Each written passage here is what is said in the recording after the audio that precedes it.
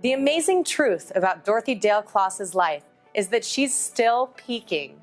Seriously, her graceful style and positive energy, which is easily felt if you're in the same room, is probably the secret gift to the many years of her great success as a professional entertainer. Everybody needs a beginning, and it's nice to be part of that giving sometimes, because it certainly has come back to us. Oh, yes. I mean, in many ways. I mean, you know, I think that everybody thought when I left the Palm Springs Follies, and I never talked much about my career, and a lot of people don't relate to me, which is kind of sad, in the 40s.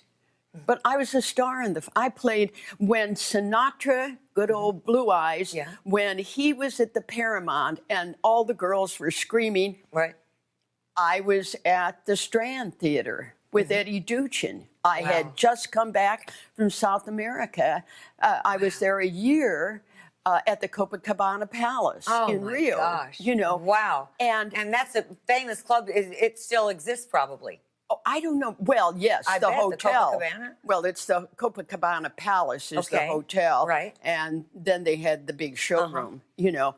But, I mean, those were glorious days. And then we came back, and then we went to Mexico City, and I worked with Cantinflas there for about 8 months. And who was that?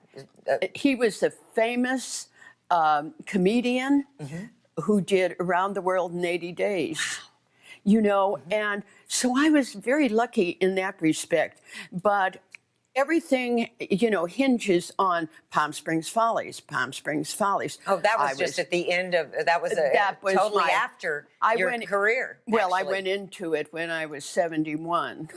Right. It was just giving you something to do, pass the time. In a way, I mean, it was not your main gig. No, it wasn't. No, that's knew what that. I'm saying. I knew you that. know. Yeah. But I think, and I tell that in the book, but you know, I think what's so amazing is like Riff, he used to, when, you know, I sent him a tape when my son was getting transferred, he and his family, to Philadelphia. And I went, I'm in LA, and what am I going to do with the rest of my life? I was teaching. You know, and the girls that I was teaching had seen this show and said, you should be in that show, Dorothy. Oh, I said, you know.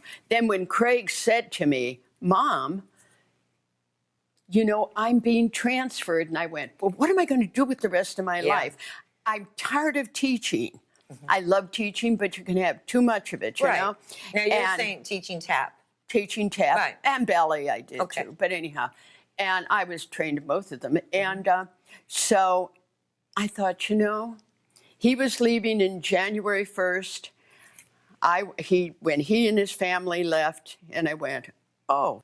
I thought, this is what I mean about young people focusing and not, just don't let rejection, you know, get in your way. Get in your way. It's not a big deal. Because I went, That was in the back of my mind when these students had said, you should be in that show. It's everybody over 55 years old. That was the magic word. Over 55, you know, and I was way over 55. But anyhow, and so I sent Mr. Markowitz a tape. And I did it in the studio, and very corny. And I thought, why not? I had a bunch of adult ladies that could tap dance like son of a guns. I had them like 4 or 5 years. And I thought, this will be fun.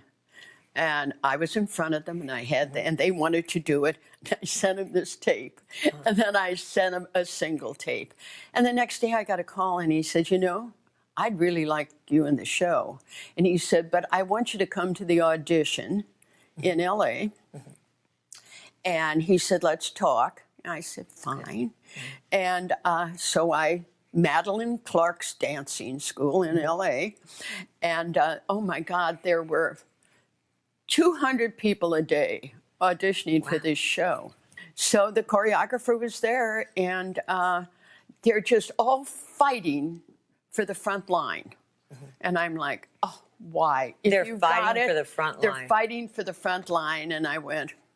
Yeah. So I went in the back and leaned against the bar, you know, the ballet bar back there. And it started. And the choreographer, Gene, was sitting in front, and he had a bad foot. And he was trying to explain what he wanted.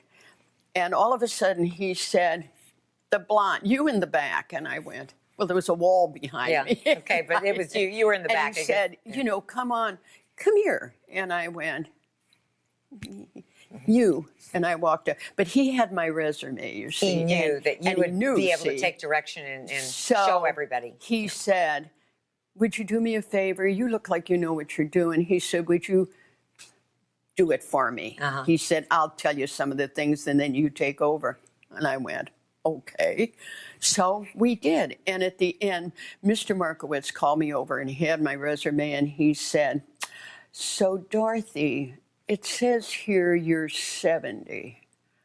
Is that I know true? you didn't look 70 because And you I- don't look your age right now. So you probably look 48 at 70. I wish I was 70 again. Yeah. And I said, yeah, that's true. And he had a good sense of humor. And he said, when will you be 71? And I said, in October. I says, I never heard of anybody getting hired because they're older. Yeah. You know? And he said, so let me ask you, are you married? And I said, no. And he said, would you like to be? And I said, we'll talk. And that was the end of our conversation. He said, I'll call you tomorrow. And that was the audition. And I got the job. And then I was there for 15 years.